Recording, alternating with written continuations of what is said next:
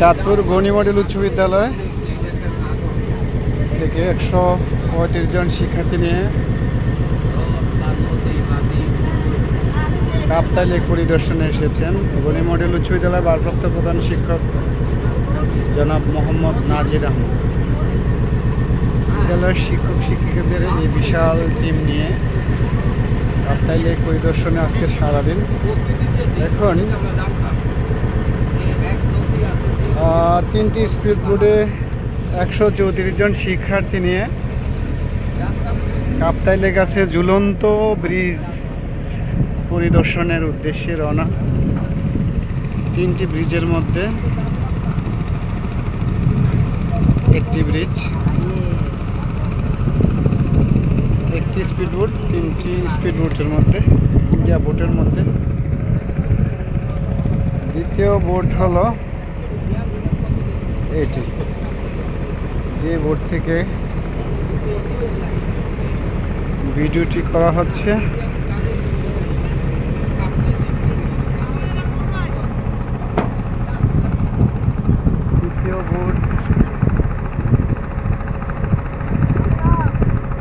তৃতীয় বোট হলো এটি। আমরা কাপ্তাই লেকের একবারে ঠিক মাঝে আছি। যদিও কাপ্তাই লেক কিন্তু দেখতে এটি একটি নদীর মতো, বড় একটি নদীর মতোই। আমরা চাঁদপুর জেলার পদ্মা মেঘনা মিলনস্থলে যে মোটামুটি যেরকম স্পেসের নদীটি দেখেছিলাম তার কাছাকাছি, মাংসি কম না, কিন্তু এটা একটা লেক। লেকের পানিগুলি এখানে বিভিন্ন ধরনের পাহাড়, 3টা পার্বত্য অঞ্চল, রাঙ্গামাটি, চট্টগ্রাম, রাঙ্গামাটি, খাগড়াছড়ি, বান্দরবান। এই লেকের ভিতর দিয়ে পানিগুলি প্রবাহিত হয়। পানি প্রবাহিত হওয়ার এক জায়গায় কৃত্রিম বাঁধ সৃষ্টি করা হয়েছে। বাঁধের মাধ্যমে পানিকে আটকিয়ে রাখা হয়। পানিকে একটা মোটা পাইপের ভিতর দিয়ে যেতে দেওয়া হয় এবং পানি যাওয়ার কারণে টারবাইন ঘুরে টারবাইন থেকে বিদ্যুৎ সৃষ্টি হয়। সেই বিদ্যুৎ জাতীয় গ্রিডে যোগ করা হয়।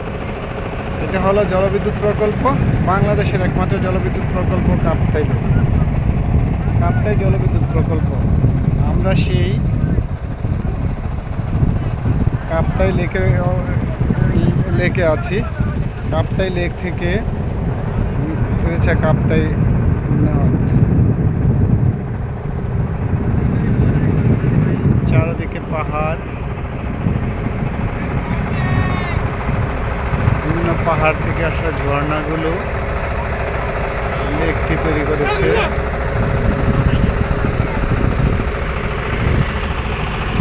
গণি মডেল উচ্চ বিদ্যালয় চাঁদপুর সদর চাঁদপুরের শিক্ষা সফরের আরেকটি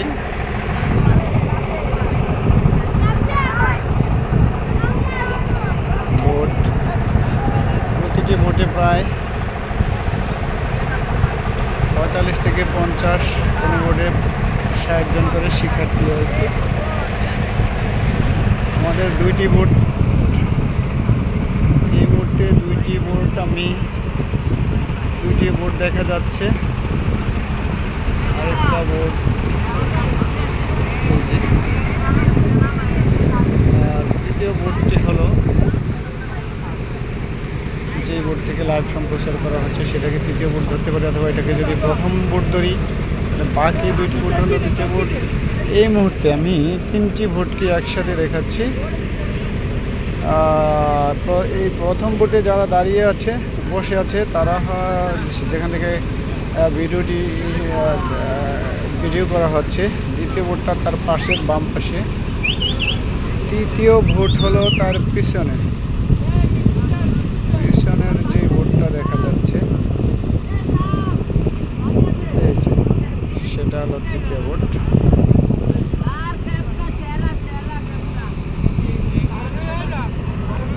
বিকেলবেলা আজকের চমৎকার আবহাওয়া।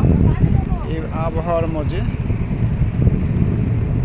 অপূর্ব সাজে কাপ্তাই লেক, শান্তশিষ্ট।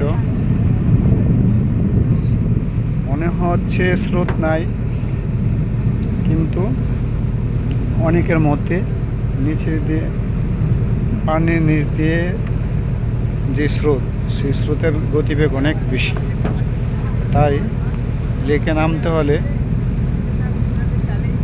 রিস্ক না নিয়ে না নামা উচিত। আর যদি কেউ গোসল করে, খুব কাছাকাছি থেকেই গোসল করতে হবে।